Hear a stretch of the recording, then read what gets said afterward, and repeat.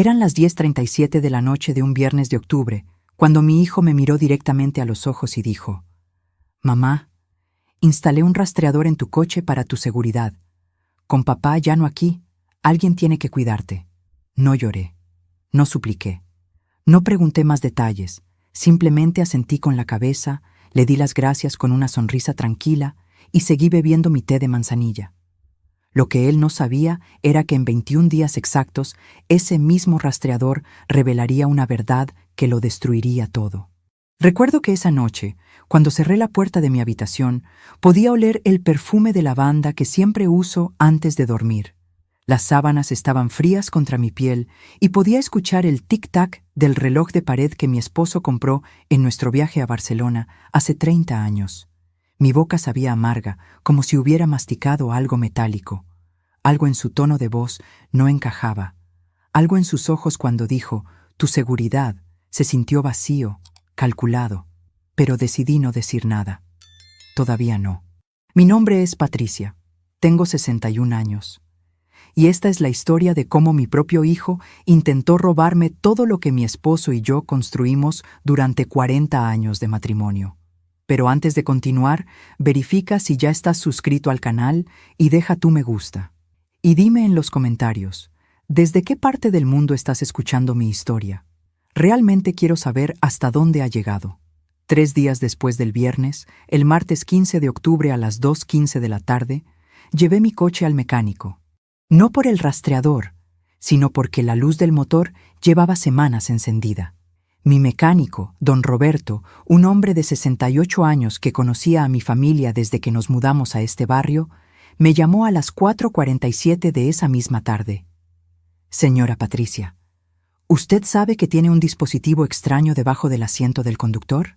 Sentí como si el aire se hubiera vaciado de mis pulmones. El teléfono estaba caliente contra mi oreja. Podía escuchar el ruido metálico del taller de fondo, el golpeteo de las herramientas, el zumbido de las máquinas. Mis manos empezaron a sudar. ¿Un dispositivo? ¿Qué tipo de dispositivo? Un rastreador GPS, señora. De los profesionales.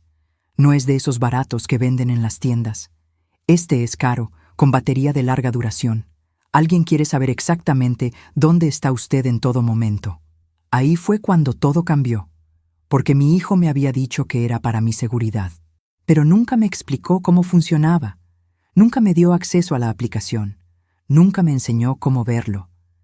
¿Sabes qué fue lo peor? Que cuando le pregunté esa noche dónde podía ver mi ubicación, él sonrió y dijo: «No te preocupes, mamá. Yo me encargo de todo». Esa noche no dormí. Me quedé mirando al techo de mi habitación, sintiendo el peso de las mantas sobre mi cuerpo, escuchando el silencio de la casa que antes estaba llena de vida cuando mi esposo todavía respiraba. La oscuridad tenía textura, densa y sofocante. Y entonces, a las 3:22 de la madrugada, tomé una decisión. Contraté a un detective privado. Su nombre era Germán Valdés. Lo encontré en internet, con buenas reseñas y experiencia en casos familiares. Nos reunimos el jueves 17 de octubre a las 11 de la mañana en una cafetería pequeña cerca del centro. Recuerdo el olor a café recién molido mezclado con el aroma dulce de las medialunas horneándose. Él vestía una camisa blanca simple y llevaba una libreta vieja de cuero negro. Yo llevaba el mismo suéter de lana azul que mi madre me tejió hace 20 años. Le conté todo. El rastreador. La muerte de mi esposo hacía 6 meses. La herencia que todavía estaba en proceso legal. Mi hijo único, Marco, de 35 años, casado con Daniela, sin hijos. Mi mejor amiga desde hace 12 años, Lucía, viuda como yo, que siempre estaba en mi casa, compartiendo el dolor de nuestras pérdidas. Germán me miró con esos ojos grises que habían visto demasiadas traiciones familiares y dijo algo que nunca olvidaré. «Señora Patricia, en mi experiencia, cuando alguien vigila a un ser querido sin su conocimiento real, es porque tiene algo que esconder o algo que tomar». Le pagué por adelantado. 3.000 euros para 2 semanas de investigación completa. Me pareció caro, pero ya hablaré de eso. El detective trabajó rápido. Demasiado rápido. El martes 22 de octubre, Exactamente 5 días después de contratarlo, recibí la primera llamada. Eran las 6:53 de la tarde. Yo estaba preparando sopa de verduras en la cocina. El vapor subía de la olla, empañando los vidrios de mis gafas.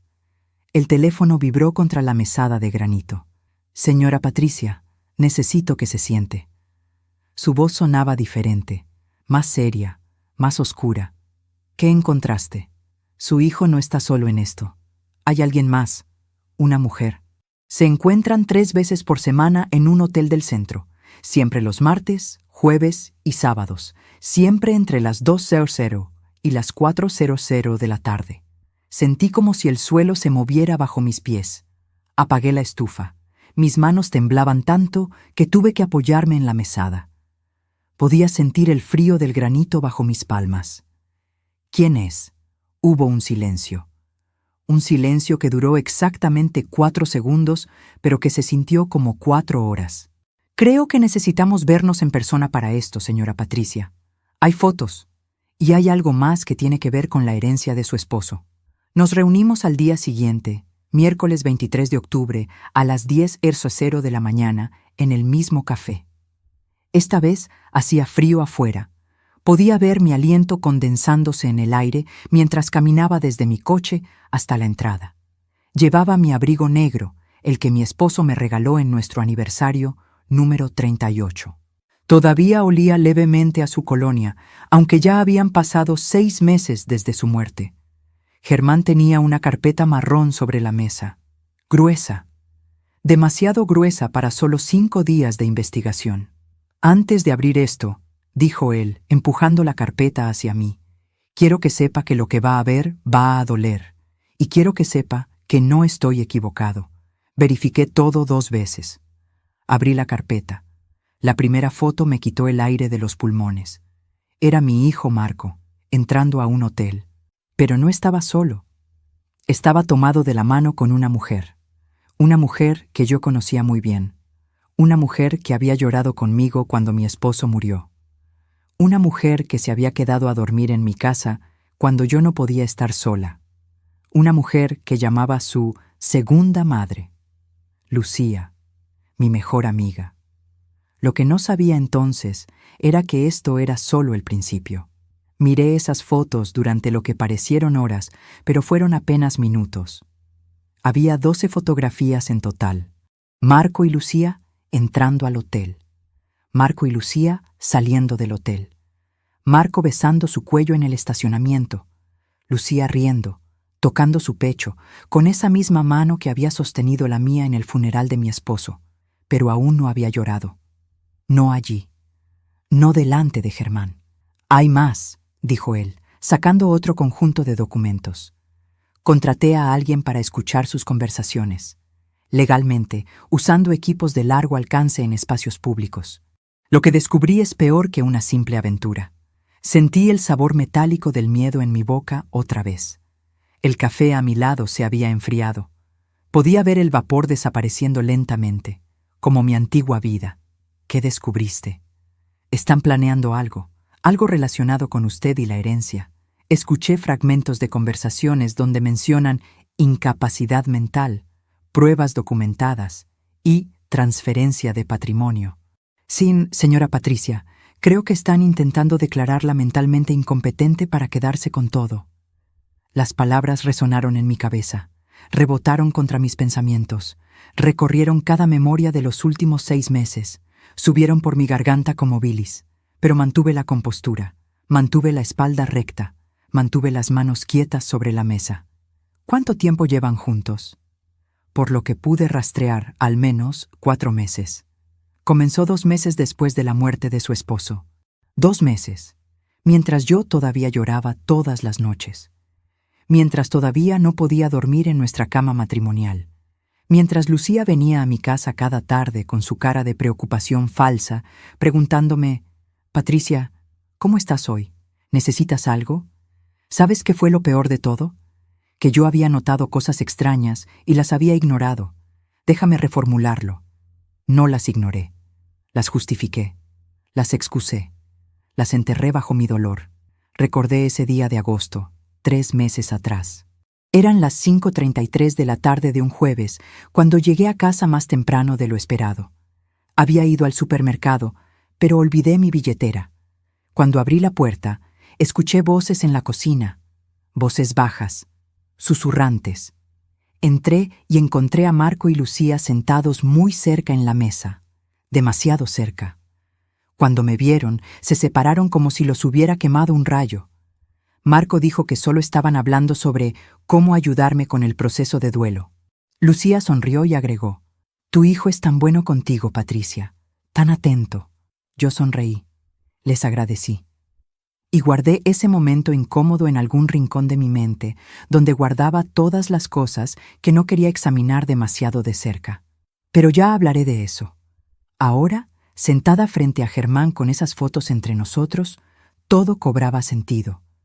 Las visitas casuales de Lucía que siempre coincidían con las visitas de Marco. Las conversaciones que se detenían abruptamente cuando yo entraba a la habitación. Las miradas que pensé que estaba imaginando. «¿Qué me recomienda hacer?», pregunté. Germán se inclinó hacia adelante. Sus ojos tenían esa determinación que solo tienen las personas que han visto la maldad humana demasiadas veces. «No haga nada todavía. No les diga que sabe. Actúe normal. Mientras tanto, yo seguiré investigando. Necesitamos evidencia sólida de su plan. Necesitamos grabaciones claras, documentos. Algo que podamos usar si esto llega a los tribunales». «¿Y el rastreador? Déjelo donde está por ahora, que crean que tienen el control. Pero necesito que empiece a documentar todo, cada conversación extraña, cada visita. Cada vez que su hijo o Lucía digan algo sobre su salud mental, su memoria o su capacidad para manejar sus asuntos». Asentí, pero por dentro algo estaba cambiando. Algo duro estaba formándose en mi pecho, como piedra solidificándose. Ya no era solo la viuda vulnerable que ellos creían que era. Volví a casa esa tarde a las 12:47. El sol brillaba con esa luz cruel del mediodía que hace que todo se vea demasiado nítido, demasiado real. Estacioné mi coche en el garaje, sabiendo que en algún lugar, en la pantalla del teléfono de mi hijo, aparecía un punto que decía: «Mamá está en casa». Entré a mi sala. Todo se veía igual. El sofá donde mi esposo solía sentarse a leer el periódico.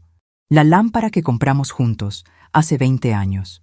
Las cortinas color crema que yo misma cosí. Pero nada era igual. La casa que había sido mi refugio ahora se sentía como un escenario donde yo era la actriz principal en una obra que no había elegido protagonizar. Mi teléfono sonó. Era Marco. «Hola mamá, ¿cómo estás?». Su voz sonaba cálida, preocupada, perfectamente actuada. «Bien, hijo. Acabo de volver del centro». «¿Fuiste sola? Ya sabes que puedo acompañarte si necesitas». «No, estoy bien. Fui al café que me gusta». Hubo una pausa, breve, apenas un segundo, pero yo la escuché. «¿Al café? ¿Para qué?». «Para tomar un café, Marco. ¿Por qué preguntas?». No, por nada. Solo me preocupo por ti. Últimamente te noto un poco distraída. ¿Segura que estás bien?». Ahí estaba. La primera semilla. Distraída. Esa palabra que se convertiría en confundida, luego en olvidadiza, luego en incompetente. «Estoy perfectamente bien, hijo». «Está bien, mamá. Solo cuídate». «Ah, por cierto, Lucía vendrá mañana a visitarte. Dice que hace días no te ve». Claro que vendría. Tenía que mantener su papel de mejor amiga preocupada.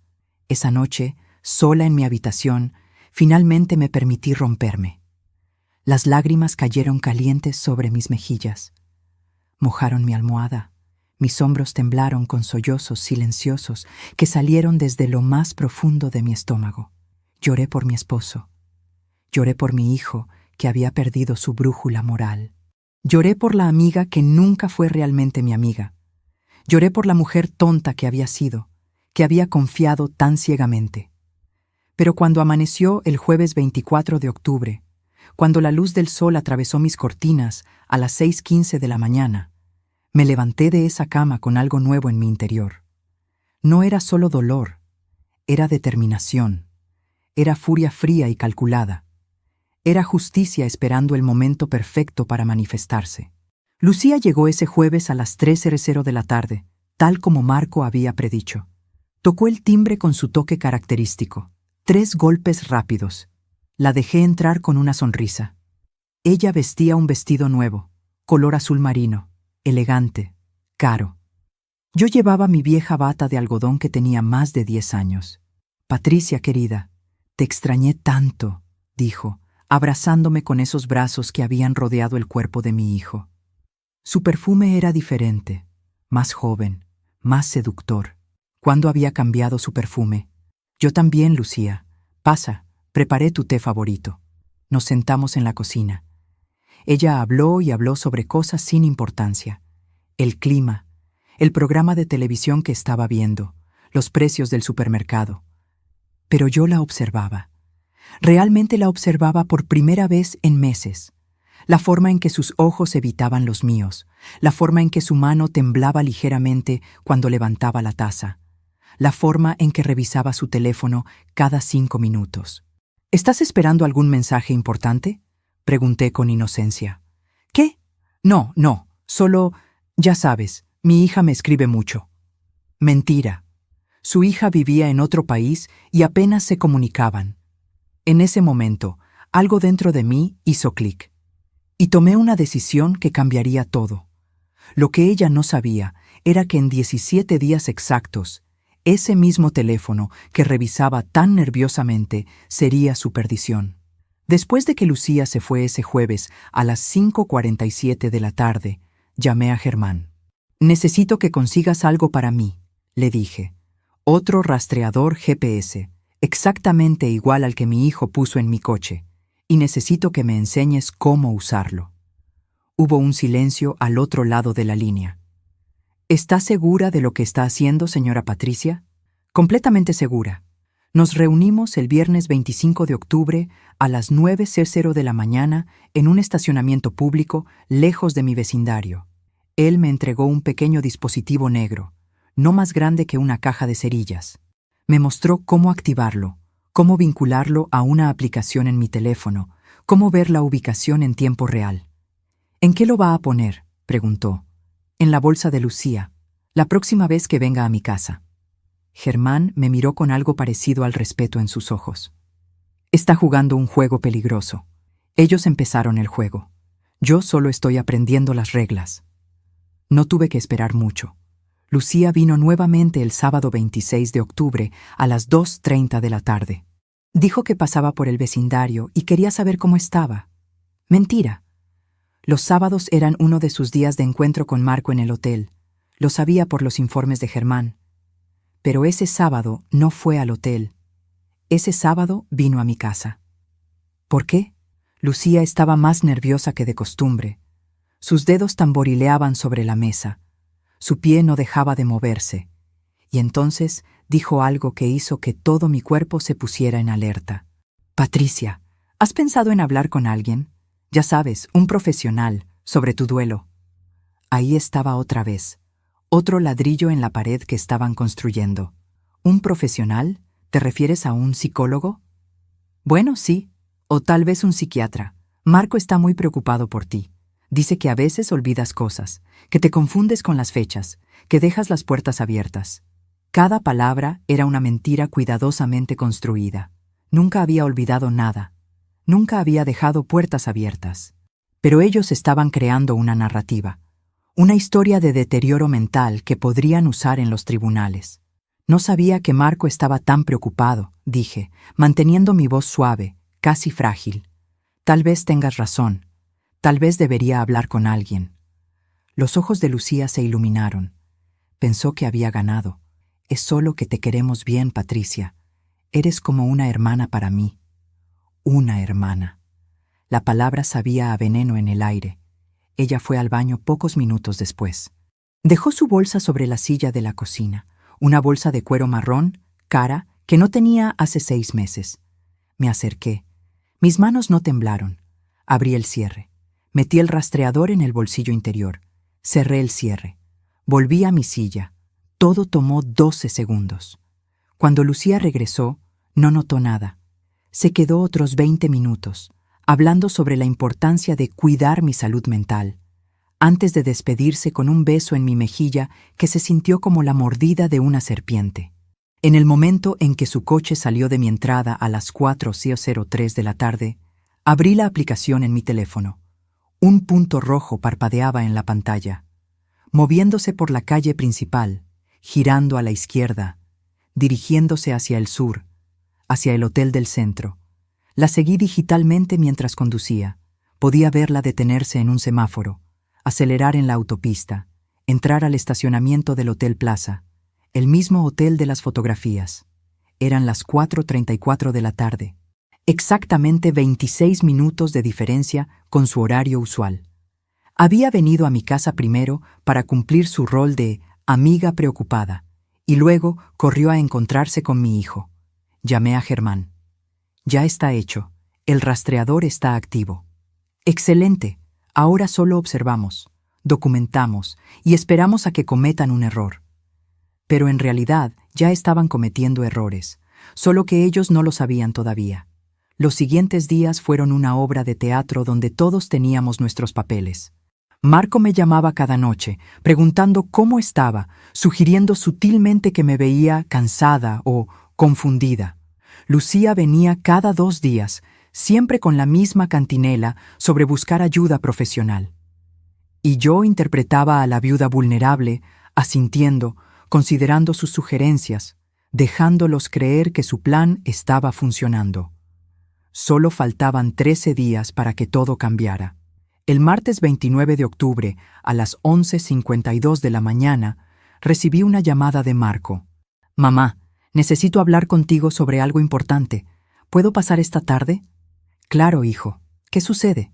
«Prefiero decírtelo en persona». Llegó a las 6:15 de la tarde. No vino solo. Trajo a Daniela, su esposa. Esto era nuevo. Daniela casi nunca venía a visitarme. De hecho, en los últimos 6 meses, la había visto tal vez 3 veces. Se sentaron en mi sala. Marco tenía esa expresión seria que solía usar cuando era niño y había hecho algo malo, pero intentaba parecer responsable. Daniela miraba sus manos, incómoda. «Mamá, Daniela y yo hemos estado hablando. Y con el abogado también». Mi corazón latió más rápido, pero mantuve mi rostro sereno. ¿El abogado? ¿Qué abogado? El abogado de la herencia de papá.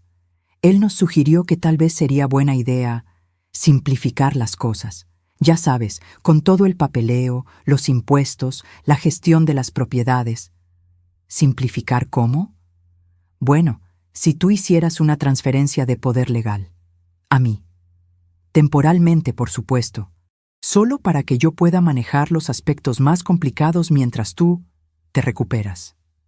Ahí estaba, el verdadero movimiento. No esperarían a una declaración judicial de incompetencia. Intentarían que yo misma les entregara el control. A veces confiamos demasiado en quienes no lo merecen. ¿También te ha decepcionado alguien que amabas? Comparte tu historia en los comentarios. Quiero leerte y saber que no estoy sola en esto. Respiré profundamente, como si estuviera considerándolo seriamente. Como si fuera una idea razonable presentada por un hijo amoroso. Es que, no sé, Marco, tu padre siempre manejó esas cosas, pero ahora que no está, pensé que podría aprender. Mamá, interrumpió él, y su tono cambió. Se volvió más firme, más impaciente.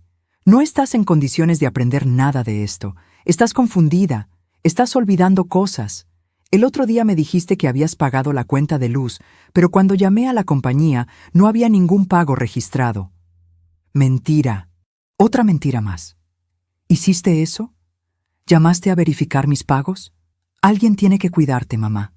Papá ya no está. Soy yo. Soy tu familia. Daniela seguía sin hablar, sin mirarme, y en ese momento me di cuenta de algo.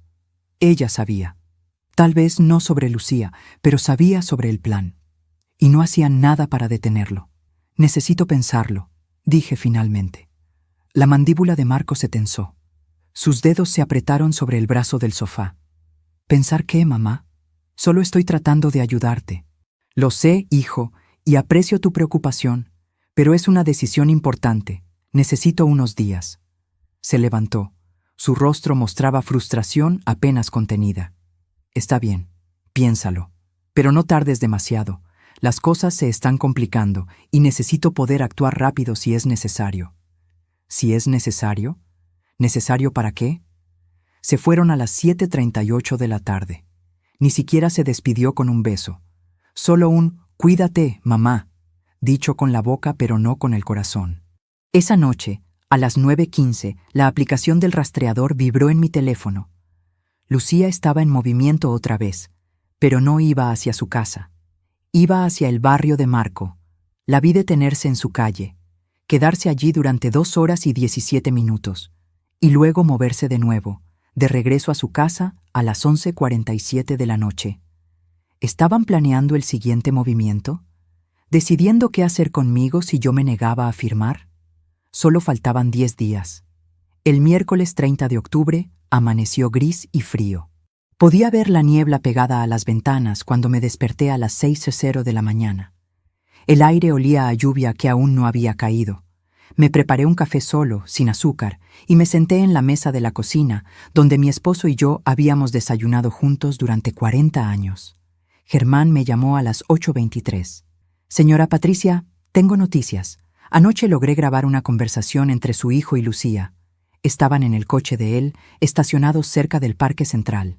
Usé un micrófono direccional de largo alcance. ¿Qué dijeron? ¿Quiere escucharlo o prefiere que se lo resuma? Necesito escucharlo». Me envió el archivo por correo electrónico. Mis manos temblaban mientras abría mi laptop. Presioné play. La voz de Marco sonó primero, clara y fría. «Se está resistiendo. No quiere firmar». Luego Lucía. «Dale más tiempo. Seguimos plantando semillas. Eventualmente, ella misma dudará de su propia mente». No tenemos más tiempo. El abogado dice que si no tenemos control antes de fin de año, el dinero quedará congelado en un fideicomiso por tiempo indefinido. Entonces necesitamos acelerar las cosas. ¿Cómo? Hay formas. Podemos hacer que parezca más confundida de lo que está. Hay medicamentos que pueden causar desorientación temporal. Nada peligroso, solo suficiente para que un médico firme un certificado. Mi estómago se retorció. Querían drogarme. Mi propio hijo estaba considerando drogarme. Marco se rió. Se rió. «¿Y cómo le darías esos medicamentos?» «Yo voy a su casa todo el tiempo. Su té, su comida. Es fácil, Marco». Hubo un silencio. Y entonces, «Está bien, pero tiene que parecer natural. Nada que puedan rastrear después». La grabación terminó. Me quedé allí, mirando la pantalla de mi computadora, sintiendo como si hubiera caído en un pozo sin fondo. Mi boca sabía a cenizas. Mis ojos ardían, pero las lágrimas no salían. Ya no quedaban lágrimas para esto. Marqué el número de Germán con dedos que parecían de plomo. «¿Esto es suficiente?», pregunté. «¿Podemos ir a la policía con esto?» «Es evidencia sólida de conspiración. Pero, señora Patricia, aquí está el problema. Si vamos ahora a la policía, solo tenemos intención. No tenemos acción. No hay crimen todavía. Lo mejor sería esperar a que intenten hacerlo y documentar el acto.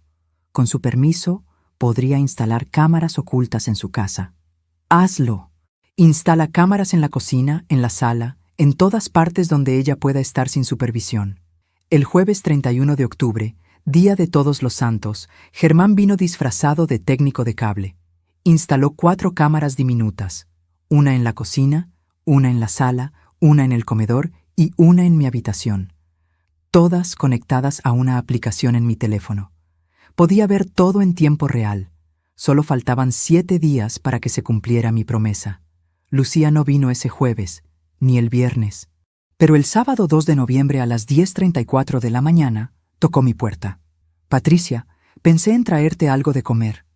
Hice empanadas, sé que te encantan». Llevaba un recipiente de vidrio lleno de empanadas que olían delicioso. Pero ahora cada gesto amable se sentía como un arma. «Qué amable, Lucía. Pasa». La observé moverse por mi cocina como si fuera su propia casa. Sacó platos, preparó té para las 2. Y entonces, cuando pensó que yo estaba distraída revisando mi teléfono, la vi. La vi meter su mano en su bolso. sacar algo pequeño, algo blanco, y dejarlo caer en mi taza. Las cámaras grabaron todo, cada segundo, cada movimiento. «Aquí está tu té, querida», dijo, pasándome la taza con una sonrisa. Lo tomé, lo sostuve entre mis manos, sentí el calor del vapor en mi cara, llevé la taza a mis labios, y entonces la derramé. Accidentalmente. «Oh, Patricia, ten cuidado», dijo Lucía saltando de su silla. «Qué torpe soy. Últimamente estoy tan distraída». Ella sonrió. Una sonrisa que no llegó a sus ojos. «No te preocupes, te preparo otro». «No, no, ya tomé suficiente. Comamos las empanadas mejor». Comimos. Hablamos de cosas sin importancia. Ella revisó su teléfono 3 veces en 20 minutos. Y cuando finalmente se fue a las 12:47, llamé inmediatamente a Germán. Lo tenemos todo grabado. Envié los videos. Germán los revisó y llamó a un contacto en la policía. Un detective de buena reputación que manejaba casos de abuso de ancianos y fraude familiar. Pero entonces sucedió algo que no esperaba. El domingo 3 de noviembre a las 4:15 de la tarde, Marco apareció en mi casa sin avisar. No tocó el timbre. Usó la copia de mi llave que yo le había dado años atrás para emergencias. Entró como una tormenta. Su cara estaba roja. Sus ojos tenían esa furia que nunca antes había visto en él. «¿Qué estás haciendo, mamá?» Mi sangre se heló. «¿De qué hablas? No me mientas. Sé que contrataste a alguien. Sé que me estás investigando». «¿Cómo lo sabía? ¿Cómo?» «Marco, no sé de qué». «¡Basta!», gritó. Su voz rebotó en las paredes de mi sala. «Un amigo te vio en ese café con un hombre. 2 veces, 3 veces. Hice algunas llamadas. Germán Valdés, detective privado. ¿Creíste que no lo averiguaría?» Mantuve la calma. Mantuve las manos quietas sobre mi regazo. No lloré. No supliqué. «Si me estás investigando, entonces sabes lo que estoy haciendo. Y si sabes lo que estoy haciendo, entonces tienes una conciencia muy sucia, hijo». Su rostro se contorsionó en algo que no reconocí. Ya no era mi hijo. Era un extraño con la cara de mi hijo. «Esa herencia no es solo tuya. Papá era mi padre también. Yo tengo derecho». «Tu padre te dejó lo que consideró justo. El resto es mío. Tú no necesitas todo ese dinero. Eres una vieja sola que no hace nada más que estar sentada en esta casa». Las palabras fueron como bofetadas. Cada una dejó una marca invisible en mi piel. «Creo que deberías irte, Marco. No me voy a ningún lado. Esta es mi casa tanto como tuya». «No, no lo es. Tu padre me la dejó a mí, solo a mí, y si no sales ahora mismo, llamaré a la policía». Se rió. Una risa amarga, cruel. «¿Y qué les dirás? ¿Que tu hijo vino a visitarte? Ellos pensarán que estás paranoica. Senil, exactamente lo que necesitamos que piensen». Se acercó. Demasiado cerca. Podía oler su colonia cara, la que nunca hubiera podido pagar sin la herencia anticipada que su padre le había dado antes de morir. Llevaba un reloj que costaba más que mi coche. «Escúchame bien, mamá. Vas a firmar esos documentos, vas a transferirme el control y vas a dejar de jugar a la detective. Porque si no lo haces, haré que te declaren incompetente de todas formas, y pasarás el resto de tu vida en un asilo, mirando por la ventana, preguntándote dónde salió todo mal». Ahí estaba, la amenaza completa, el abandono total. Mi hijo estaba dispuesto a encerrarme en un asilo para robarme todo, pero no lloré, no allí, no delante de él. «Está bien», dije en voz baja, «lo pensaré». «No, no lo pensarás, firmarás. El próximo viernes te enviaré al abogado. Y más te vale estar lista para cooperar». Se fue. Dejó la puerta abierta a propósito. Un gesto final de desprecio. Solo cuando escuché su coche alejarse, solo cuando vi por la ventana que realmente se había ido, me permití romperme. Me doblé sobre mí misma en el sofá. Las lágrimas cayeron silenciosas. Mi cuerpo tembló con sollozos que no hacían ruido. Pero ya hablaré de eso. Porque el próximo viernes, 8 de noviembre, era exactamente el día que había marcado en mi calendario. Exactamente 21 días después de aquella noche cuando descubrí el rastreador. Solo faltaban 5 días, y ellos no tenían idea de lo que yo había preparado. El lunes 4 de noviembre desperté con un plan. Ya no era la víctima pasiva esperando a que me salvaran. Era una mujer de 61 años que había sobrevivido 40 años de matrimonio, la muerte de su esposo, y ahora la traición de su propio hijo. Y tenía 4 días para preparar mi contraataque. Llamé a Germán a las 7:02 de la mañana. Necesito que hagas algo. Quiero que sigas a Marco y Lucía no solo cuando están juntos. Quiero saber cada lugar que visitan, cada persona con la que hablan, cada movimiento, y necesito que averigües algo más. ¿Quién es ese abogado que están usando? Ya lo investigué. Se llama Ricardo Méndez, tiene oficina en el centro, tiene un historial cuestionable. Ha sido investigado 2 veces por mala praxis, pero nunca procesado. Perfecto. Entonces, sabe cómo torcer las reglas sin romperlas completamente. Exactamente. Germán hizo una pausa. Luego dijo algo que cambió mi perspectiva de todo. Señora Patricia, hay algo más que descubrí. Su nuera, Daniela, presentó papeles de divorcio hace 3 semanas. Está dejando a Marco. El mundo se detuvo por un segundo. ¿Qué? Encontré los documentos en los registros públicos. Está pidiendo el divorcio citando diferencias irreconciliables. Pero lo interesante es la fecha. Presentó los papeles exactamente 2 días después de que Marco le pidiera a usted la transferencia de poder. Las piezas empezaban a encajar de una forma nueva. Daniela sabía lo que Marco estaba haciendo, y no quería ser parte de ello. Estaba huyendo del barco antes de que se hundiera. ¿Marco lo sabe? Por lo que pude averiguar, los papeles aún no le han sido entregados oficialmente. Pero ella se mudó a un apartamento la semana pasada. Dijo que era temporal mientras pensaban las cosas.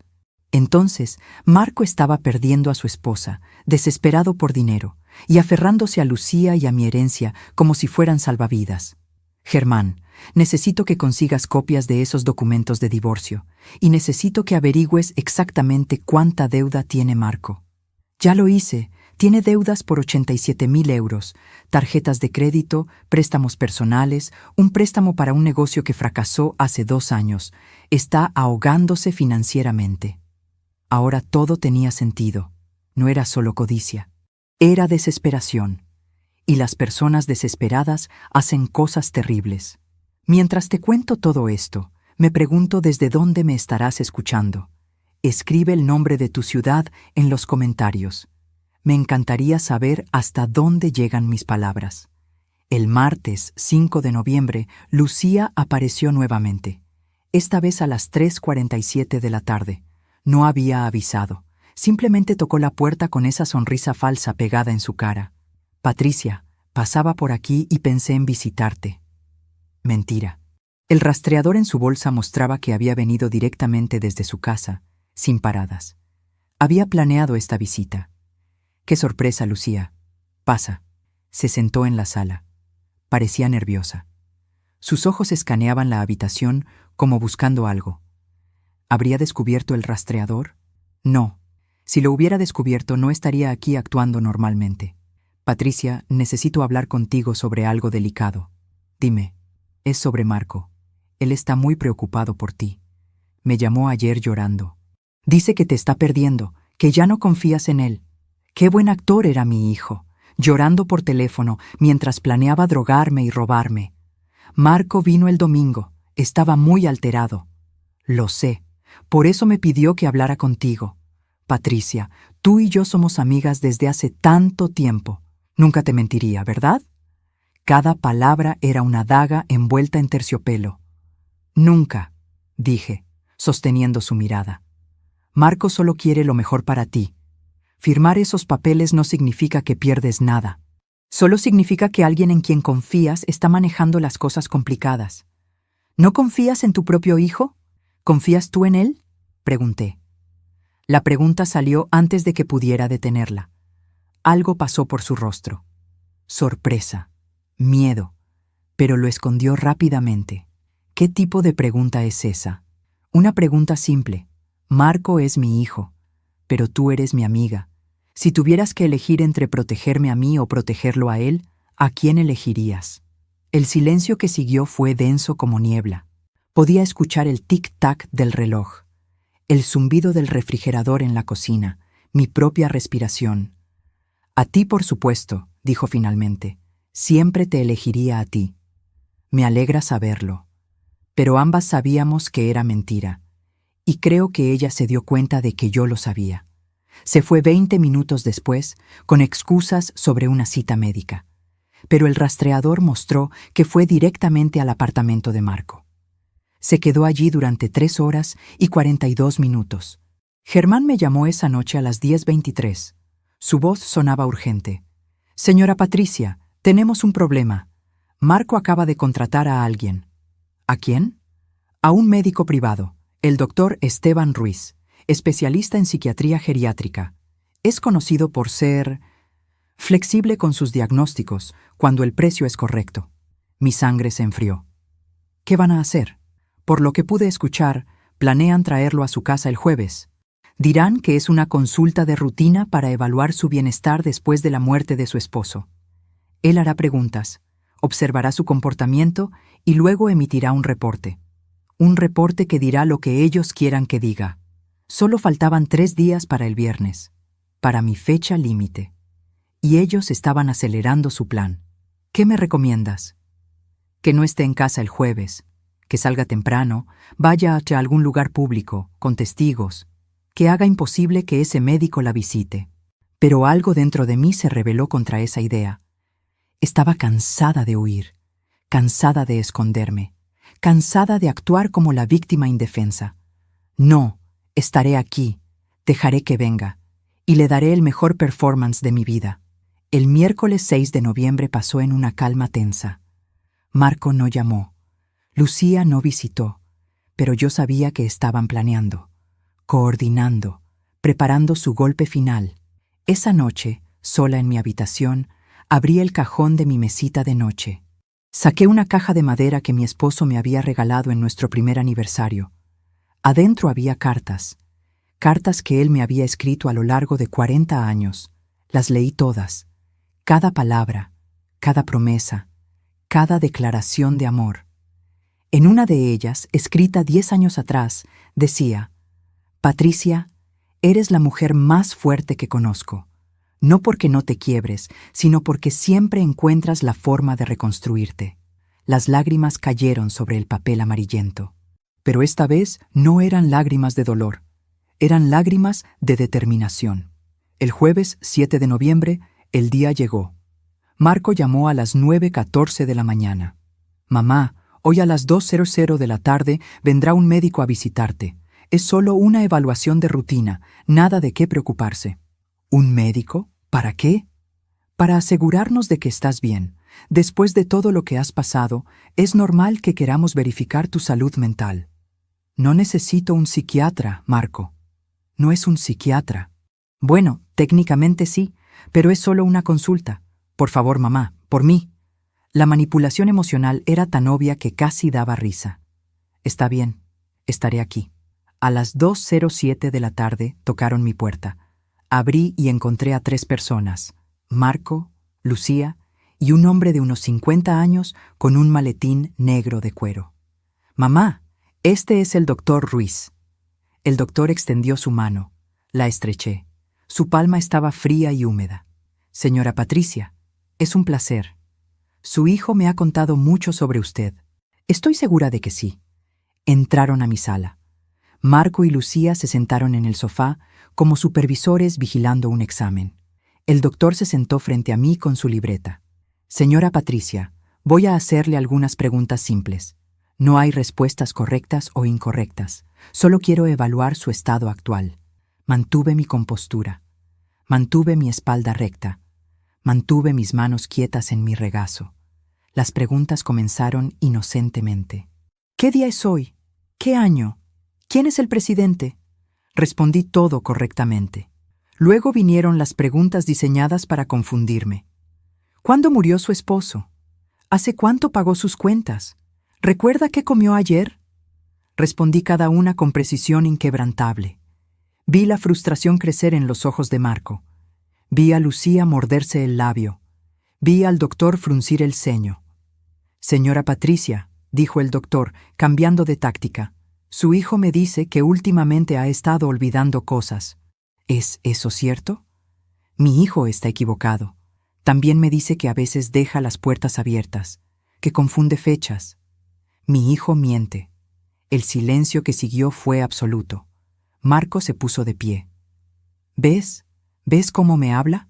Esto es exactamente lo que te decía, doctor. Paranoia, agresividad hacia la familia». Pero el doctor me miraba con algo parecido a la curiosidad. Y tal vez, solo tal vez, con un poco de respeto. «Señor Marco, ¿podría darme unos minutos a solas con su madre?» «¿Qué?» «No, yo necesito estar presente para...» «Señor Marco», el doctor repitió con firmeza, «necesito hablar con mi paciente en privado. Es protocolo estándar». Marco y Lucía salieron, visiblemente molestos. En el momento en que la puerta se cerró, el doctor se inclinó hacia adelante. «Señora Patricia, voy a ser directo con usted. Su hijo me pagó muy bien para venir aquí y escribir un reporte que cuestione su capacidad mental. Pero usted está perfectamente lúcida. Y yo tal vez sea flexible, pero no soy un mentiroso». Mi corazón latió más rápido. «Entonces, ¿qué vas a hacer?» «Voy a escribir la verdad, que está completamente capacitada. Y voy a recomendarle que contrate a un abogado. Rápido». Se levantó, guardó su libreta y salió. Escuché voces elevadas en el pasillo. Marco gritando, el doctor respondiendo con calma profesional. Una puerta cerrándose con fuerza. Marco entró como un huracán. Su cara estaba roja de furia. «¿Qué le dijiste?» «La verdad. No hay ninguna verdad más que la que yo digo». Y ahí estaba. La máscara había caído completamente. Mi hijo ya no fingía preocupación o amor. Solo quedaba la rabia y la codicia desnudas. «Mañana», dijo, acercándose tanto que podía ver las venas pulsando en su cuello. «Mañana vendrá el abogado y firmarás esos papeles, o te juro por Dios que haré que te arrepientas de haber nacido». Solo faltaba un día, y yo estaba lista. Esa noche del jueves 7 de noviembre no dormí. No podía. Me quedé sentada en la oscuridad de mi sala, mirando las sombras que la luz de la calle proyectaba en las paredes.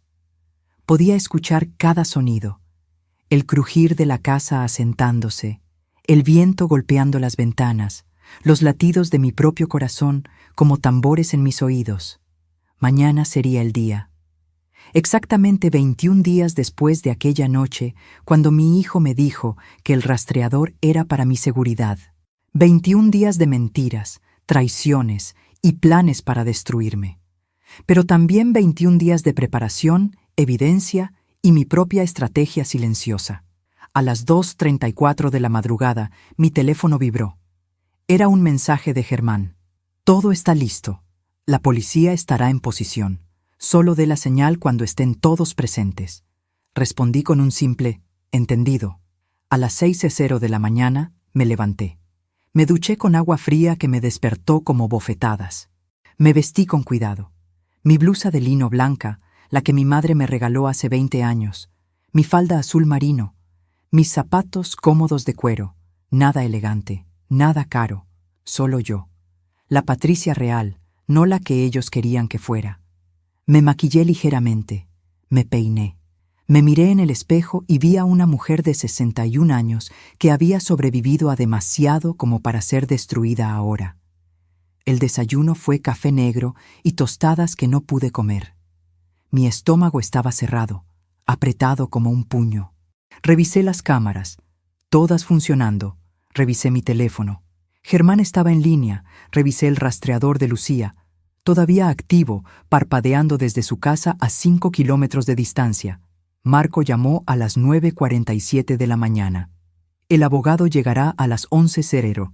Yo llegaré a las 10:45. Espero que estés lista para cooperar, mamá. Estaré lista, hijo. Colgó sin despedirse. A las 10:15 la aplicación del rastreador vibró. Lucía estaba en movimiento. No venía hacia mi casa. Venía hacia la casa de Marco primero.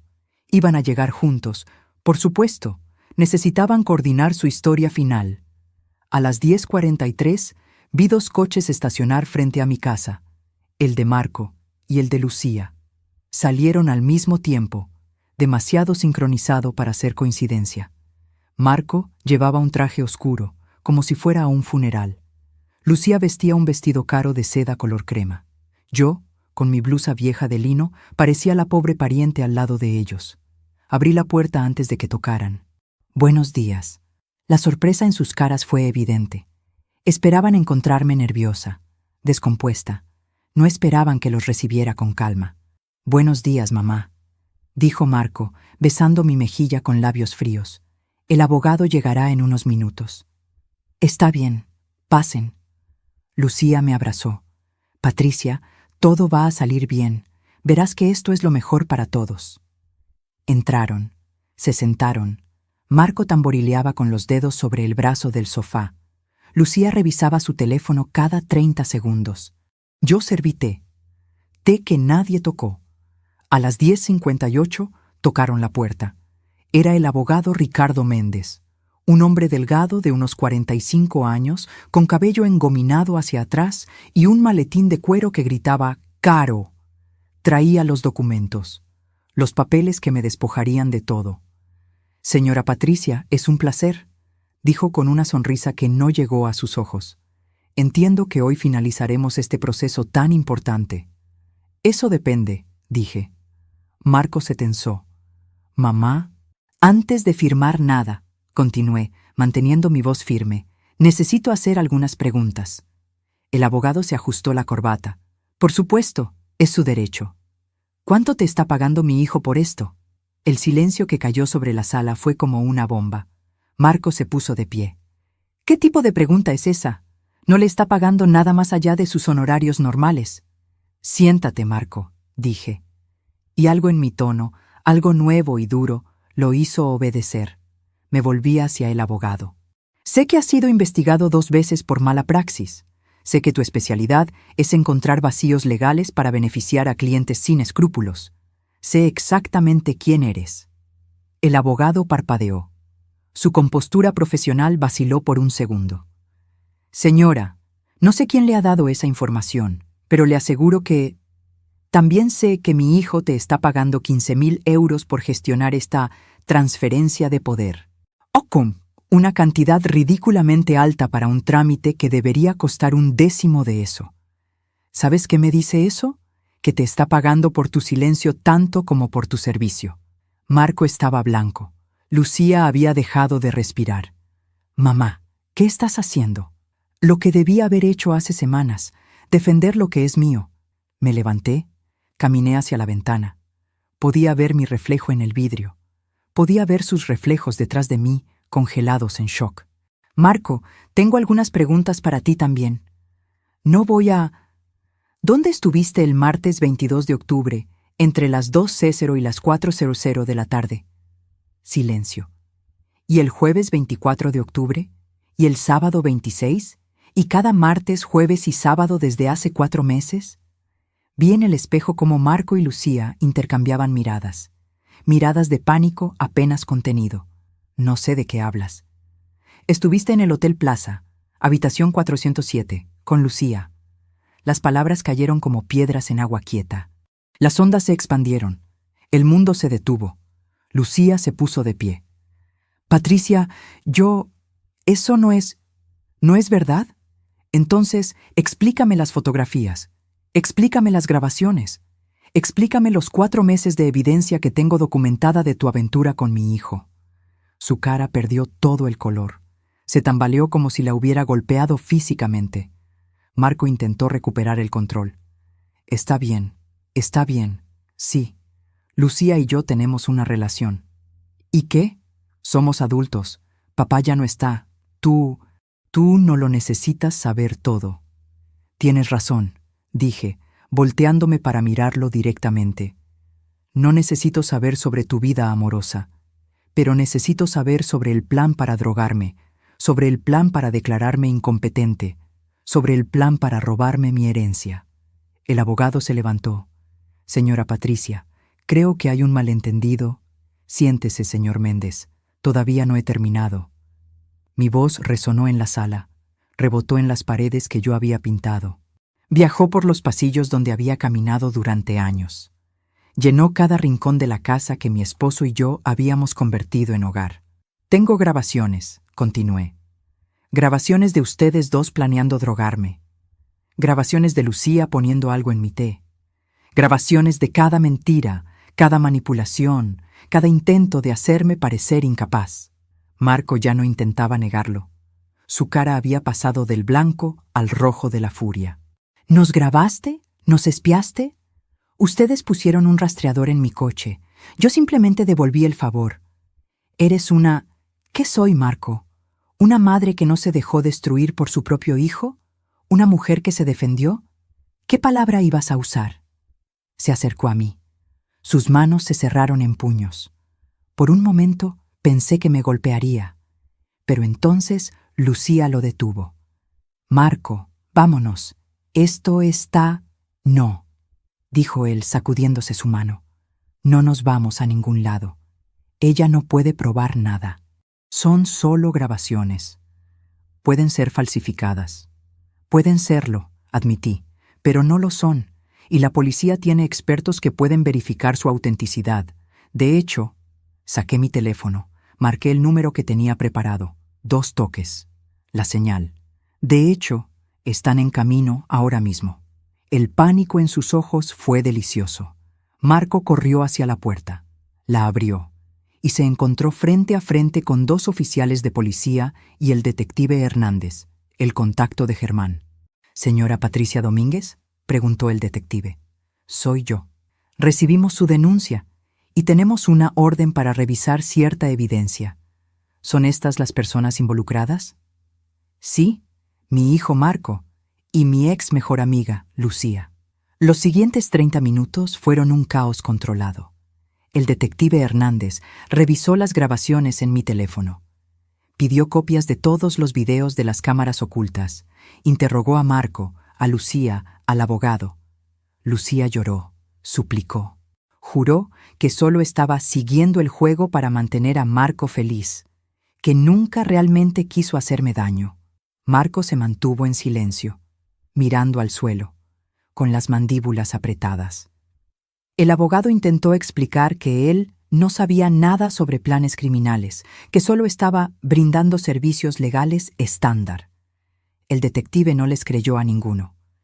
Señora Patricia, dijo finalmente, tenemos suficiente para presentar cargos: conspiración para cometer fraude, intento de administración de sustancias sin consentimiento, posiblemente abuso de ancianos.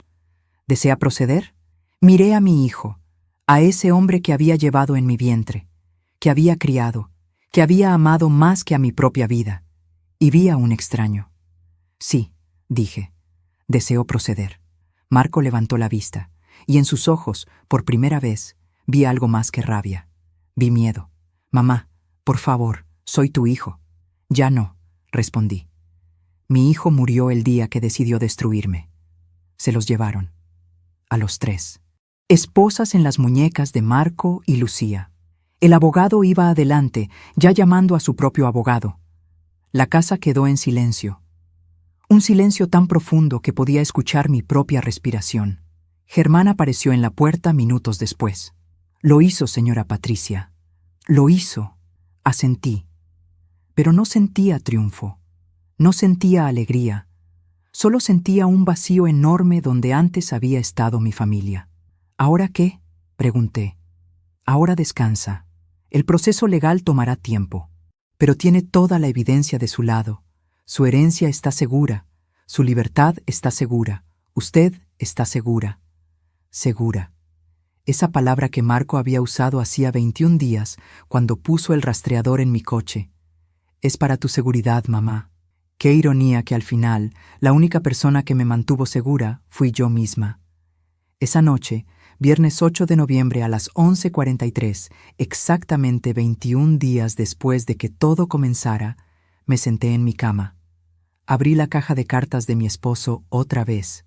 Leí su última carta, escrita una semana antes de morir. Patricia, si estás leyendo esto, significa que ya no estoy. Pero quiero que sepas algo. Eres más fuerte de lo que crees, más valiente de lo que imaginas, y mereces ser feliz. No dejes que nadie, ni siquiera nuestro hijo, te quite eso. Vive, lucha, gana. Las lágrimas cayeron sobre el papel, pero esta vez eran diferentes. No eran lágrimas de dolor o traición, eran lágrimas de liberación. Había ganado. Pero el precio había sido todo lo que me quedaba de familia. ¿Valió la pena?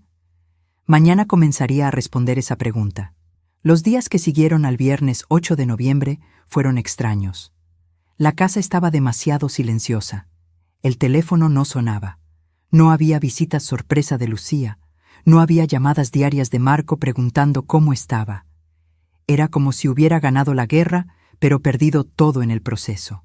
El lunes 11 de noviembre, a las 9:32 de la mañana, recibí una llamada del detective Hernández. Señora Patricia, necesito que venga a la estación. Hay algunos desarrollos que debe conocer. Llegué a las 10:15.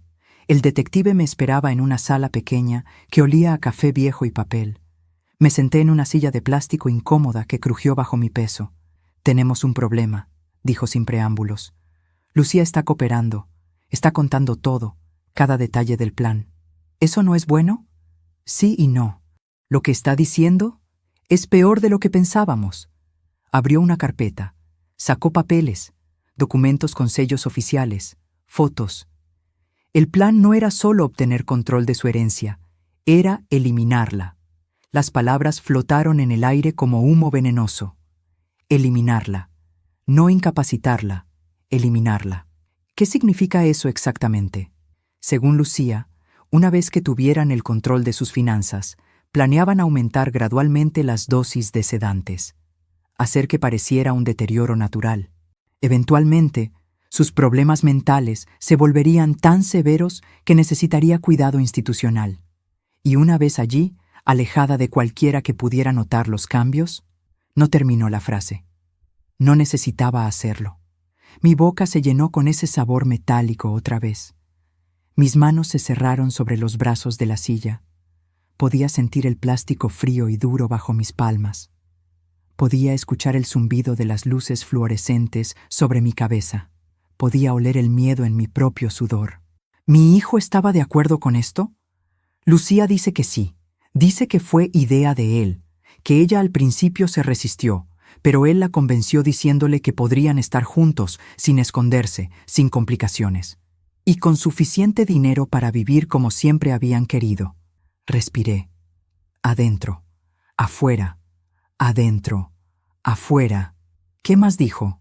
Que el rastreador no era solo para vigilarla, era para establecer patrones, para saber exactamente cuándo usted estaba sola, cuándo era seguro actuar, cuándo nadie notaría si algo pasaba. Cada revelación era como una puñalada. No en el corazón, en algo más profundo, en ese lugar donde guardaba mis recuerdos de Marco niño. Marco riendo, Marco abrazándome y diciéndome, «Te amo, mamá». Ese Marco ya no existía. Tal vez nunca existió. ¿Qué pasará ahora? Los cargos se ampliarán. Conspiración para cometer asesinato. Lucía tendrá una sentencia reducida por cooperar. Pero Marco, el detective hizo una pausa. Marco puede enfrentar entre 15 y 25 años de prisión. 25 años. Mi hijo pasaría el resto de su juventud en una celda. Y yo era la razón. Necesita saber algo más, continuó el detective. Daniela, su nuera, se puso en contacto con nosotros. Quiere hablar con usted. ¿Daniela? ¿Por qué? Dice que tiene información que puede ayudar al caso, y dice que le debe una disculpa. Nos reunimos ese mismo día a las 3:47 de la tarde en un café del centro. No el mismo donde me encontraba con Germán, uno diferente, más silencioso. Daniela ya estaba allí cuando llegué, sentada en una esquina, con una taza de té intacta frente a ella. Se veía diferente, más delgada, más vieja. Tenía ojeras profundas y las manos le temblaban cuando levantó la vista y me vio. «Patricia», dijo, y su voz se quebró. Me senté frente a ella. No dije nada. Solo esperé. Yo sabía, comenzó. No todo, pero sabía que algo estaba mal. Marco cambiaba, se volvió secreto, obsesionado con el dinero, y luego empezó a hablar sobre ti de formas que me asustaban. ¿Qué decía? Decía que eras un obstáculo, que con tu esposo muerto tú eras lo único entre él y la vida que merecía. Decía que habías tenido suficientes años buenos y que ahora era su turno. Las palabras dolían, pero ya no me sorprendían. Nada podía sorprenderme después de todo lo que había descubierto. Yo debía haberte advertido, continuó Daniela, con lágrimas corriendo por sus mejillas. Debía haber hecho algo, pero tenía miedo. Miedo de que si decía algo, si me oponía, él me haría algo a mí también. ¿Te amenazó? Ella asintió. Una noche, hace 2 meses, discutimos sobre ti. Yo le dije que estaba siendo cruel, que era su madre. Él me agarró del brazo tan fuerte que me dejó moretones. Me dijo que si decía algo a alguien, me arruinaría. Que tenía formas de hacer que pareciera que yo era inestable. Loca. Ahí estaba otra vez. El mismo patrón. Amenazas, manipulación, control. Por eso pedí el divorcio, dijo. No podía seguir viviendo con él. No podía seguir siendo cómplice con mi silencio. La miré. Esta mujer joven que había estado casada con mi hijo durante 8 años, que había comido en mi mesa, que había celebrado Navidades con nosotros, que también era víctima de quien mi hijo se había convertido. Te creo, dije finalmente, y te perdono. Ella sollozó, un sollozo profundo que sacudió todo su cuerpo. También necesito decirte algo más, dijo cuando pudo hablar de nuevo. Encontré documentos en la oficina de Marco. Antes de irme, los guardé. Pensé que podrían ser importantes. Sacó un sobre de su bolsa. Lo empujó hacia mí. Lo abrí con dedos que temblaban ligeramente. Adentro había papeles, documentos financieros, estados de cuenta y algo más, algo que hizo que mi sangre se helara. Era una póliza de seguro de vida, a mi nombre, por 2 millones de euros, tomada 3 meses atrás sin mi conocimiento, con Marco como único beneficiario. ¿Cómo es esto posible? Yo nunca firmé esto. Mira la firma, dijo Daniela. La miré. Era mi firma, perfectamente imitada. Pero yo nunca había firmado ese documento. Es falsificación, dijo Daniela. Él practicó tu firma durante semanas. Lo vi haciéndolo. Pensé que era para algo del banco, algo legítimo. Pero ahora todo tenía sentido. No solo querían mi herencia, querían el dinero del seguro, y para obtenerlo, yo tenía que morir. El sobre cayó de mis manos. Los papeles se esparcieron sobre la mesa. Podía ver las palabras «Beneficiario Marco Domínguez» en letras negras y frías. Mi hijo había planeado matarme por 2 millones de euros. Necesito llevar esto a la policía, dije, recogiendo los documentos con manos que ya no temblaban. Ya no había espacio para el temblor. Solo quedaba la furia helada y determinada. Daniela asintió. Haré lo que sea necesario. Testificaré. Contaré todo lo que vi, todo lo que escuché. Gracias. No me agradezcas. Debí haber hecho esto hace meses. Nos separamos en la puerta del café. Ella hacia su nueva vida sin Marco. Yo hacia la estación de policía con evidencia que añadiría años a la sentencia de mi hijo. El detective Hernández revisó los documentos a las 5:33 de la tarde. Su cara se puso seria mientras leía. Esto es grande, señora Patricia. Esto prueba premeditación clara. Con esto, no hay forma de que él pueda alegar que fue un plan improvisado o un error de juicio. Esto demuestra que planeó su muerte durante meses. ¿Qué pasa ahora? Ahora presentamos cargos adicionales, fraude, falsificación, y cambiamos la acusación de conspiración para cometer asesinato a intento de asesinato premeditado. Señora Patricia, su hijo va a pasar el resto de su vida en prisión. Debería haber sentido victoria. Debería haber sentido justicia. Pero solo sentía un vacío enorme que ninguna sentencia podría llenar. Esa noche, de vuelta en mi casa, me senté en la oscuridad de mi sala. No encendí luces. Solo me senté allí, en el mismo sofá donde Marco se había sentado hacía días, amenazándome. En el mismo lugar donde Lucía había fingido ser mi amiga durante meses. Mi teléfono sonó. Era un número desconocido. Casi no contesto, pero algo me hizo responder. «Mamá», era la voz de Marco. Rota, desesperada. «No deberías estar llamándome». «Lo sé, pero necesito que sepas algo». «No hay nada que necesites saber». «Mamá, por favor, solo escúchame, solo una vez más». El silencio se extendió entre nosotros como un abismo. «Está bien, habla». «Yo lo siento todo. No sé qué me pasó. El dinero, las deudas, Lucía, todo se volvió más grande que yo. Y perdí el control. Perdí quién era». «No perdiste nada, Marco. Elegiste. Elegiste el dinero sobre tu madre. Elegiste una mujer sobre tu familia. Elegiste matarme sobre vivir con menos. Nunca te hubiera matado realmente. El seguro, los planes, eran solo fantasías, solo formas de sentir que tenía control sobre algo. Mentiras. Todo lo que sale de tu boca son mentiras. Mamá, soy tu hijo». «No, mi hijo está muerto. Tú eres solo un extraño con su cara». Colgué. El teléfono cayó de mi mano. Y finalmente, después de semanas de contenerme, de mantener la compostura, de ser fuerte, me permití colapsar completamente. Lloré como no había llorado ni siquiera en el funeral de mi esposo. Lloré por el hijo que perdí, por la amiga que nunca tuve, por los años que desperdicié confiando ciegamente, por la familia que se desintegró en cenizas. Lloré hasta que no quedaron más lágrimas, hasta que mi garganta estaba raw, hasta que el amanecer comenzó a filtrarse por las ventanas. Y entonces, cuando la luz del nuevo día iluminó mi sala, me levanté. Me lavé la cara, me peiné, me vestí, porque todavía quedaba una cosa por hacer. Una última confrontación antes de que todo terminara. El martes 12 de noviembre, a las 10:00 de la mañana, el detective Hernández me llamó. «Señora Patricia, Marco ha pedido verla. Dice que hay algo que necesita decirle antes del juicio preliminar. No está obligada a aceptar, pero quería que lo supiera». «¿Dónde está?» «En la prisión preventiva del centro. Podemos organizar una visita para hoy si lo desea». Pasé las siguientes 3 horas pensando. ¿Qué más podría decirme?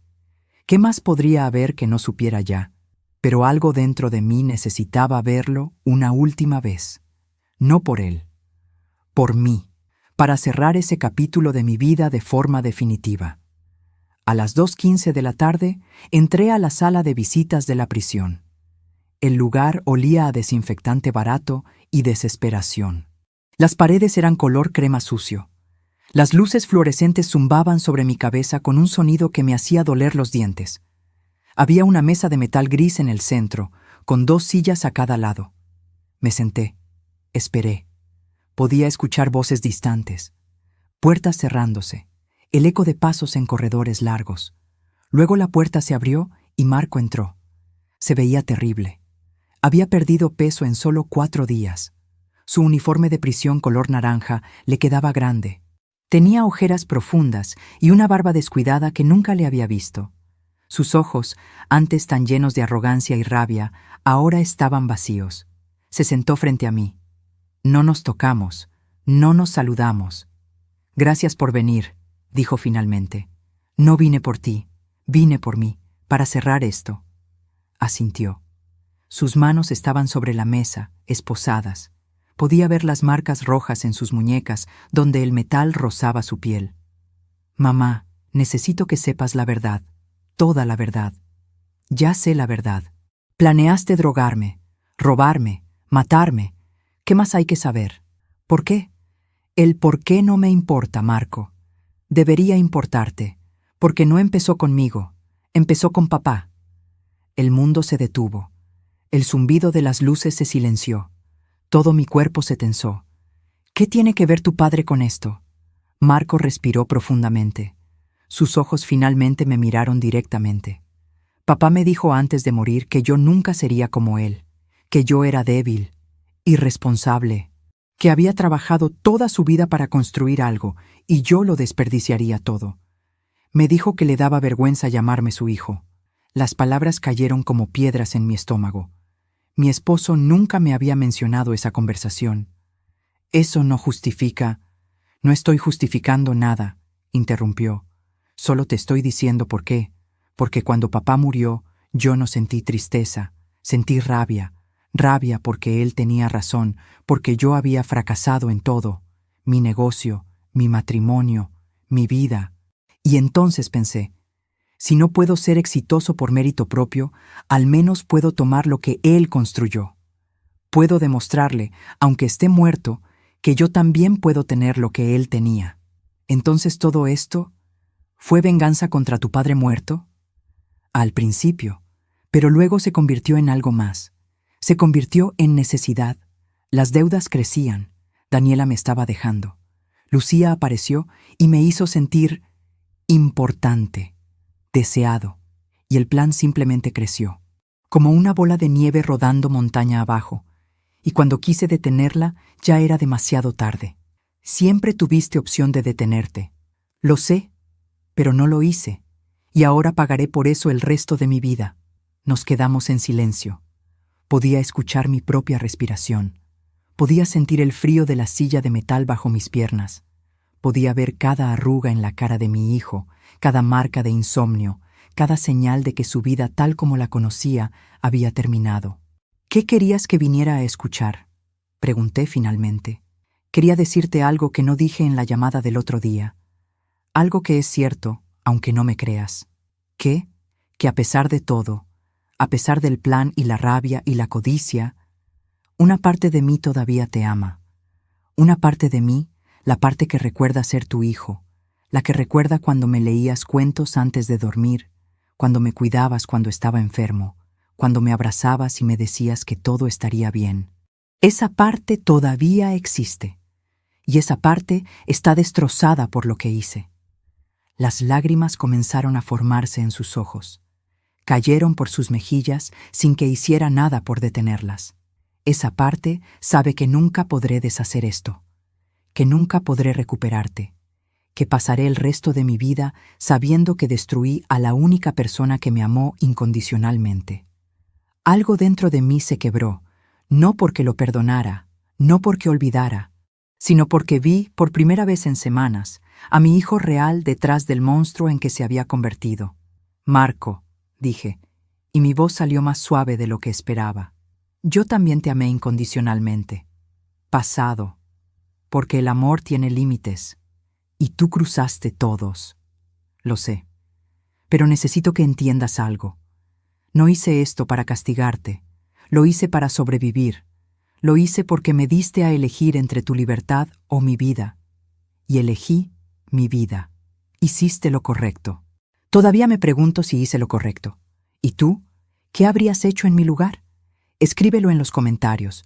Realmente quiero saber lo que piensas. Me levanté. La visita había terminado. No había más que decir. Adiós, Marco. Adiós, mamá. Caminé hacia la puerta. Mi mano estaba en el pomo cuando su voz me detuvo. Mamá, una última cosa. Lucía, ella no te amaba, pero yo sí. A mi manera retorcida y egoísta, yo sí.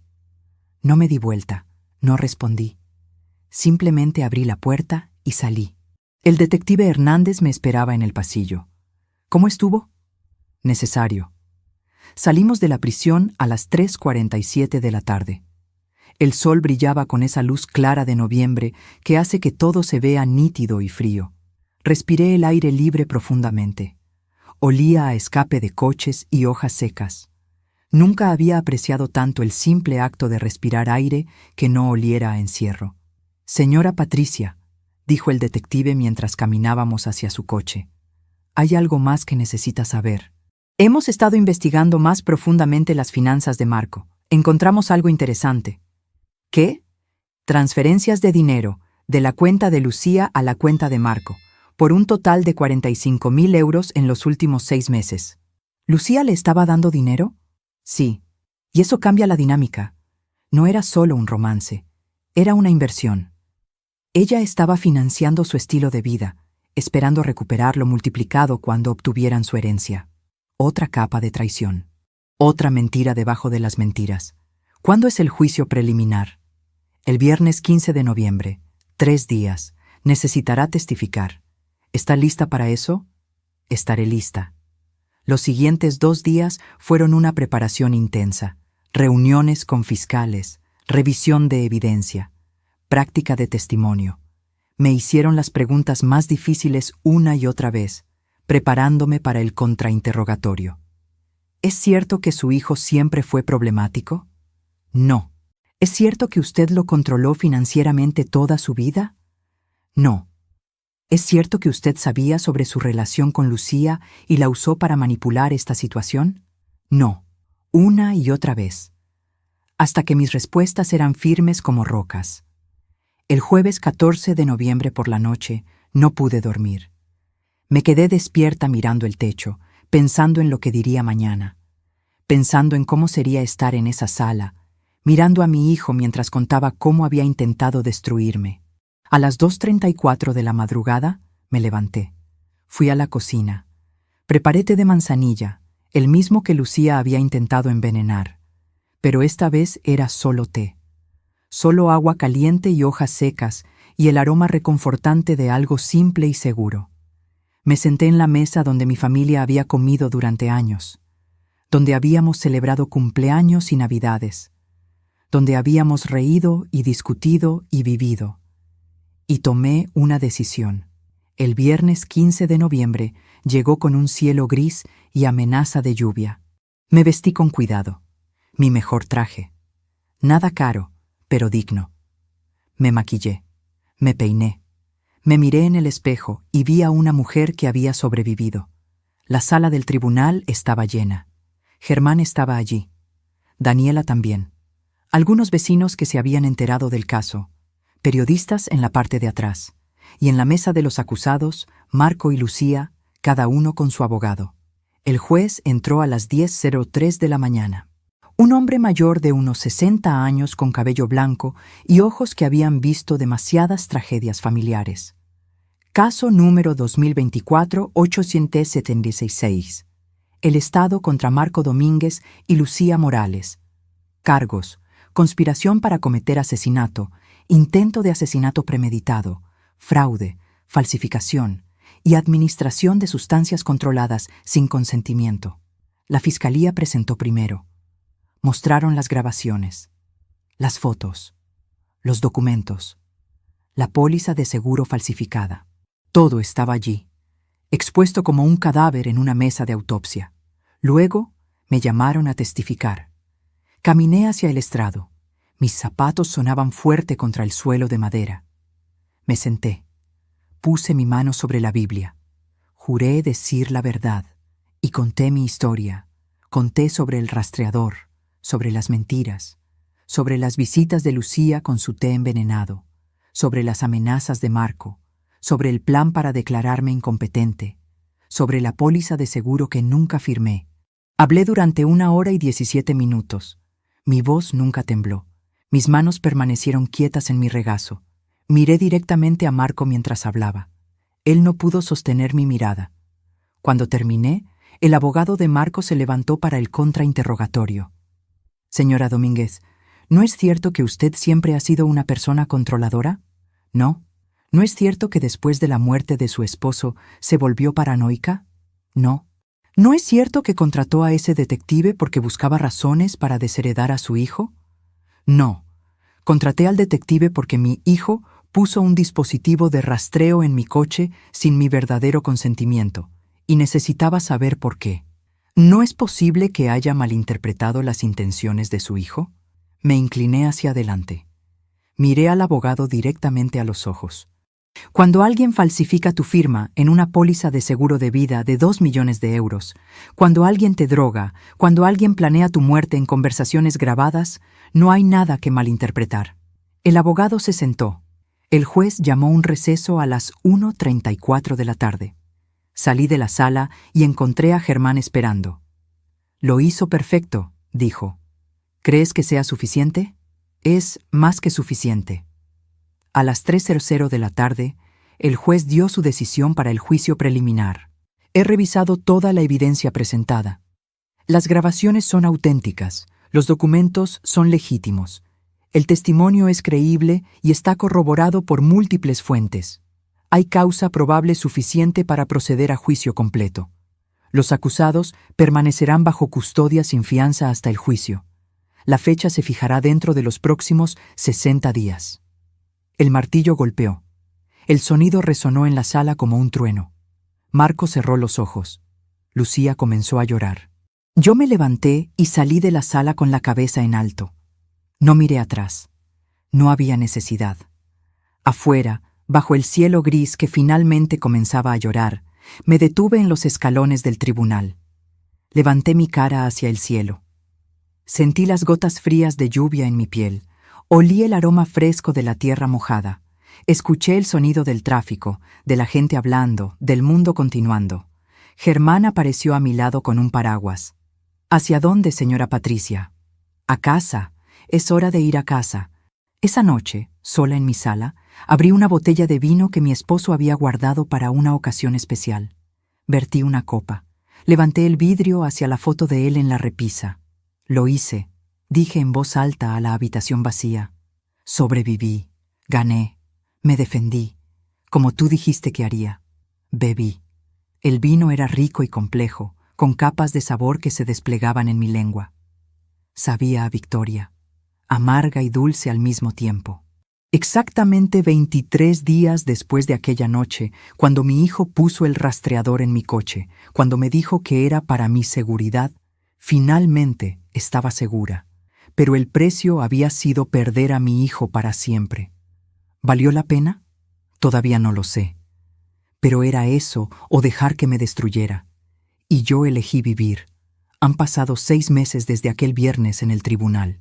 Hoy es 15 de mayo, un día soleado de primavera donde las flores que planté con mi esposo hace 20 años están floreciendo otra vez en mi jardín.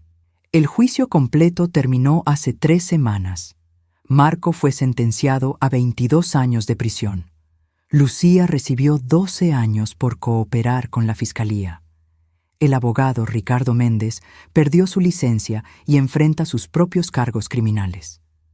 Daniela finalizó su divorcio y se mudó a otra ciudad, buscando un nuevo comienzo lejos de todo esto. Y yo sigo aquí, en esta casa, en esta vida. Pero ya no soy la misma mujer que era hace 6 meses.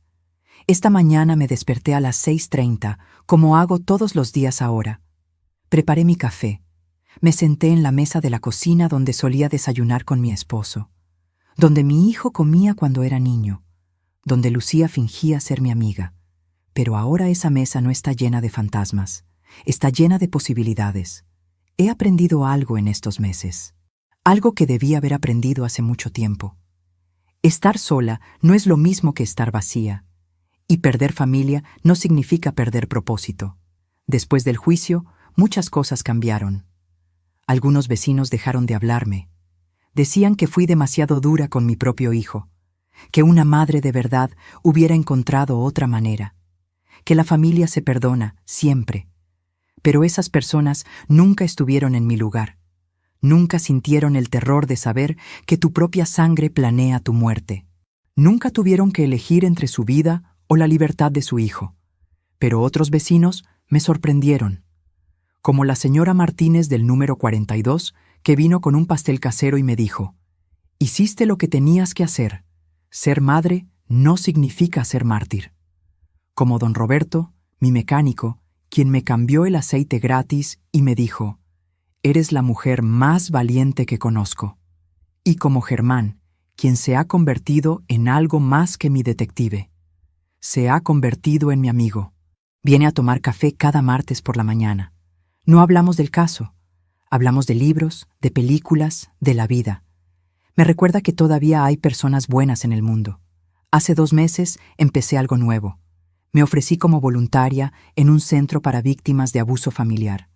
Comparto mi historia con mujeres que también han sido traicionadas por quienes se suponía debían amarlas.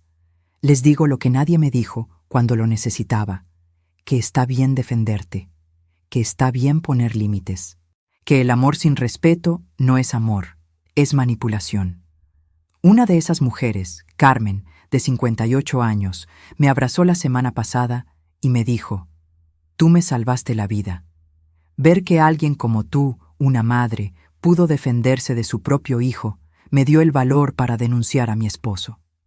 En ese momento entendí algo. Mi dolor no fue en vano. Mi pérdida sirvió para algo. Si mi historia puede salvar aunque sea una vida, entonces valió la pena contarla. Hace 3 semanas recibí una carta de Marco. La primera desde la sentencia. La leí en mi jardín, bajo el mismo árbol donde él jugaba cuando era niño, donde yo lo empujaba en el columpio, donde le enseñé a andar en bicicleta. La carta decía: «Mamá, no espero tu perdón, no lo merezco, pero quiero que sepas que cada día en esta celda pienso en quién fui y en quién pude haber sido. Pienso en todas las formas en que te fallé. No como hijo al final, sino mucho antes. Cuando elegí el dinero sobre los valores que intentaste enseñarme. Cuando elegí el orgullo sobre la humildad. Cuando elegí culparte por mis fracasos en lugar de tomar responsabilidad.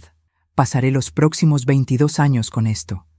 Y si hay algo después de esta vida, pasaré la eternidad pidiendo perdón». Doblé la carta.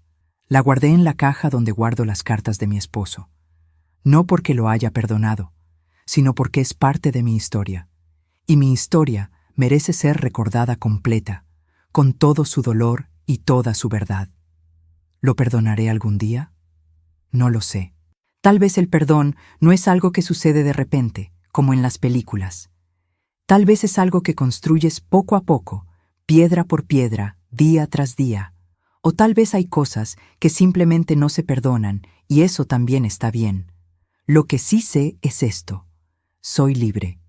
Libre de las mentiras, libre del miedo, libre de la persona que intentaron convertirme en algo que no era.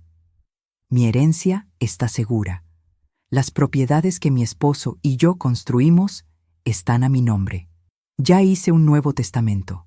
Cuando yo muera, todo irá a organizaciones de caridad, a refugios para víctimas de abuso, a centros para ancianos, a lugares donde puede hacer diferencia real.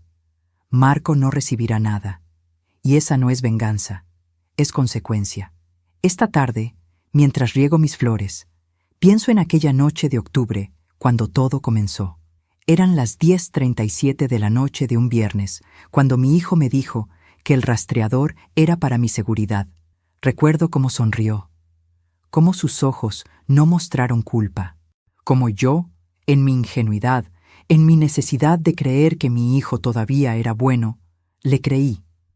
Pero ahora, 6 meses después, en este día soleado de mayo, mientras el agua cae sobre las rosas que mi esposo plantó, entiendo algo fundamental. La seguridad no viene de que otros te protejan. Viene de protegerte a ti misma. Viene de conocer tu valor. Viene de establecer límites incluso cuando eso significa perder a quienes amas. Las palabras que mi hijo dijo aquella noche resonaron por mi casa. Rebotaron en las paredes que yo había pintado con mi esposo. Recorrieron el pasillo donde había colgado fotos de nuestra familia. Subieron las escaleras que había limpiado durante años. Pero ya no resuenan. Las he reemplazado con nuevas palabras. Palabras de fuerza. Palabras de supervivencia. Palabras de dignidad recuperada. He aprendido que la familia no es solo sangre, es respeto, es lealtad genuina, es amor que no viene con condiciones o agendas ocultas. Y si la sangre no te da eso, entonces está bien buscar familia en otros lugares, en amigos como Germán, en mujeres como Carmen en el centro de víctimas, en vecinos como la señora Martínez que trae pasteles sin juzgar. También he aprendido que envejecer no significa debilitarse. Tengo 61 años. Algunos pensaron que por mi edad sería presa fácil, que sería demasiado frágil, demasiado ingenua, demasiado necesitada de familia como para defenderme. Pero demostré que la edad trae algo que la juventud no tiene: perspectiva, paciencia, la capacidad de jugar el juego largo y jugar para ganar. Si pudiera volver atrás, ¿cambiaría algo? Esa pregunta me persigue algunas noches cuando no puedo dormir. ¿Hubiera criado a Marco diferente?